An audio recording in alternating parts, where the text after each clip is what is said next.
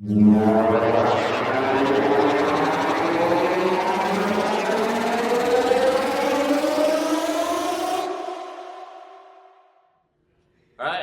welcome. Today on this episode, we're going to be talking about the very first thing you need to even consider when you're looking into getting into archery, and that is, are you going to be a target shooter, bows like this, or are you going to be a bow hunter like Leo has here? So I have Steven, he's going to be going over the target side of bows and kind of what the differences are, and then also Leo is going to go over the hunting setups and kind of what you need to be looking for in a hunting bow. And I'm going to step out of view.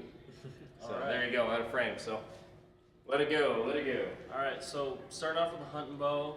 Typically your hunting bows are going to be shorter than the target bow. You can see riser length, a lot more compact, a little easier to carry around the hills. Quiver is going to be attached to the bow. This one's not detachable, not on your hip like Steven. As far as sights, it's just a 5-pin sight. There's no scope on there, just standard 5-pin housing. Shorter stabilizers, again just more maneuverable, going to be easier to use, easier to carry around while you're hunting.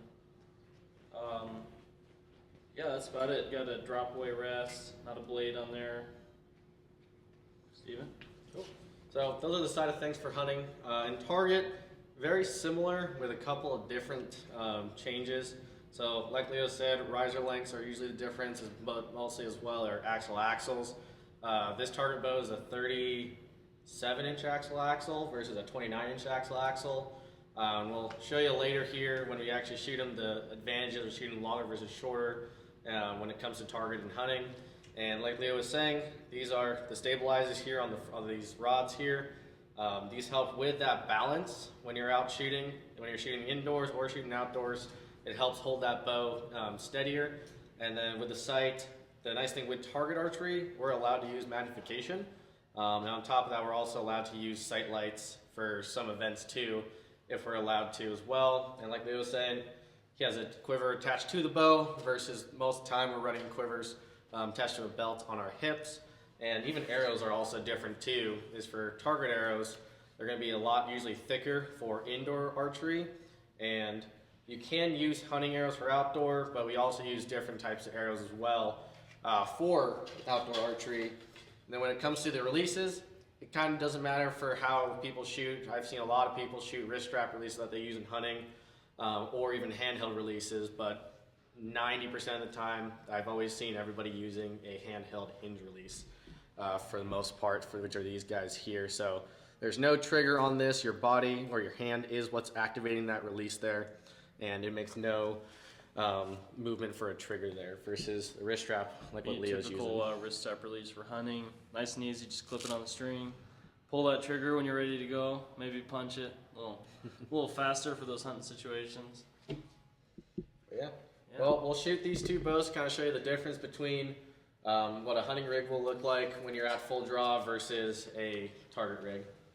Over here, so another big difference between a hunting bow and a target bow is going to be let off. Your hunting bow is typically going to be like 80 to 85% let off, so that means is when you get to full draw, you're only holding 15 to 20% of the max weight of the bow, whereas Steven's target bow probably coming in around that 65-70% let off, depending on how you got it set up.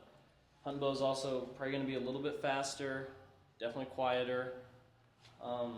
Yeah, I'll shoot it. You can look at the string angle on my face. The shorter axle to axle just kind of brings that string angle in a little bit harder to shoot, but makes it easier to carry.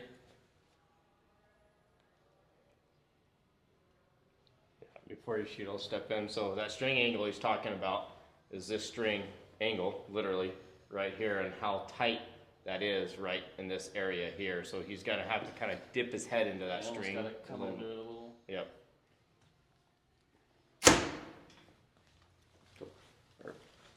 And then for target archery here, like T is about to say, string angles should be a lot more open with these ones here.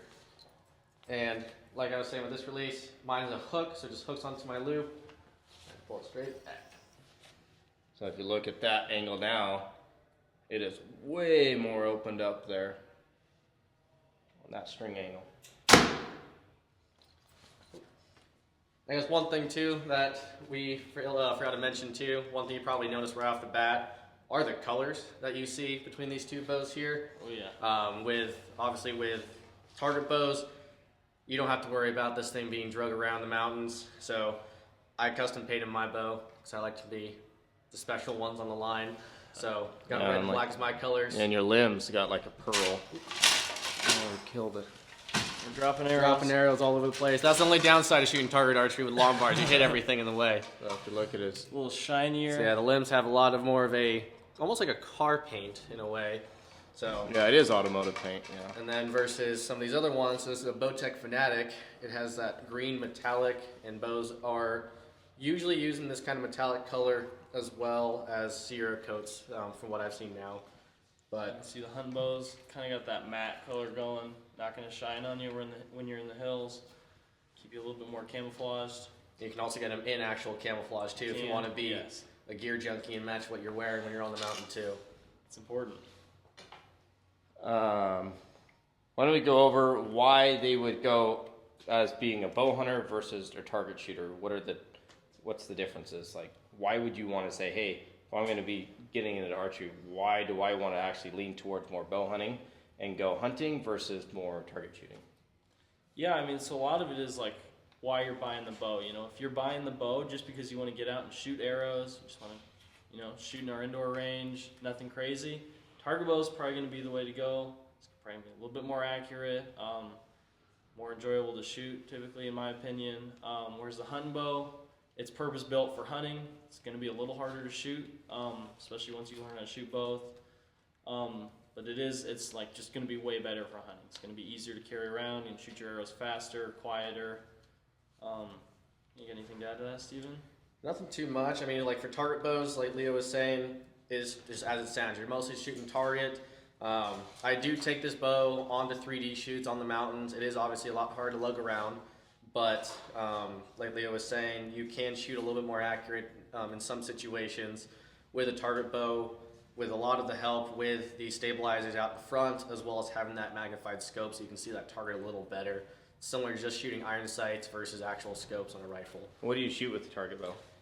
For a scope? No, for like indoor shoots. And Oh, stuff. so for indoor shoots, most of the time, like this entire setup I've used for everything from 3D, and then the paper targets that a lot of us are shooting are Vegas 3 spots where you have 3 in a triangle shape there, and then you have the NFA 5 spot where it's just 2 in the top, 2 in the bottom, 1 in the middle.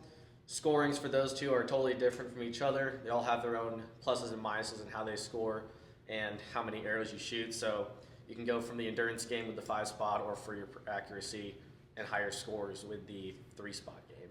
So an indoor bow is going to be more of a challenge between you and the bow in the game. Yes. So it's very personal, and it's Controlled. It's controlled environment, obviously, but yeah, and there are different elements, different lighting between different ranges and everything like that. But And I guess another thing on top of that, when it comes to the setups with the stabilizers, is that setup is a lot of people are running different amount of weights on the stabilizers to help balance the bows. Some, I wouldn't say most, but some hunters do the same thing, just like on this setup here, how there is 2 bar setups on these stabilizers. So it does help for some situations, but for those who want to be fast and quick, only run usually a front bar. yeah, most people don't even have this. Most people just that run right. Just run one. So And that's mostly what most are doing on hunting. Something to add, if you're like the kind of guy, you're like, I want to shoot the 3D shoots and I also want to go hunting, nothing wrong with bringing one of these to a competition, even like a Vegas shoot. No one's going to like giving you second looks. There's almost always going to be a bow hunter class at any shoot you go to. And so if you want to do both, probably lean towards getting that bow hunting bow, because hunting with a target bow is a lot harder than shooting target with a hunting bow. Well, it's I better know to. I do that. Figured you both look for a little bit longer axle though. Yeah, you might pick out, this is the 29 version of the Matthews, or losing pieces. You might go with that 33, kind of that happy medium, a little bit of a target bow, a little bit of a hunting bow. Sweet. Okay, I'll step back in frame here again. So make it short and sweet. So now that hopefully this video helps you guys and gals out there kind of decide, are you going to be a target or recreational shooter and just go and have fun and have that one-on-one experience with the bow and the challenge and make it a game basically? Or are you going to be a hunter and we're hunting animals? Yeah. So animals. So we're doing that all over the world. You can go all over the world and be a bow hunter. So that's the first step of knowing exactly kind of what bow to look for when you go into an archery pro shop. Is you obviously got to know, like, am I going to be a target shooter or a bow hunter? And then, yeah, so that's kind of a wrap for this episode. And then next episode, we're going to be touching on basically how do you know if you're going to be right eye or left eye dominant, and is that going to mean you're going to be right-handed or left-handed? So we're going to be touching base on that for next episode and how to do those testing to make sure you get the right bow in your hands when you're going out, because none of these are really cheap anymore. It's an investment, so you want to make sure you get the right one, make sure you get a right-hand or left-handed bow, and how you do that, what constitutes you of actually getting into a right or left-handed bow, and we'll show you that next episode. So anyways, thanks Leo, thanks Steven. Yep. So That's a wrap. thanks YouTube, and we'll see you later. All set.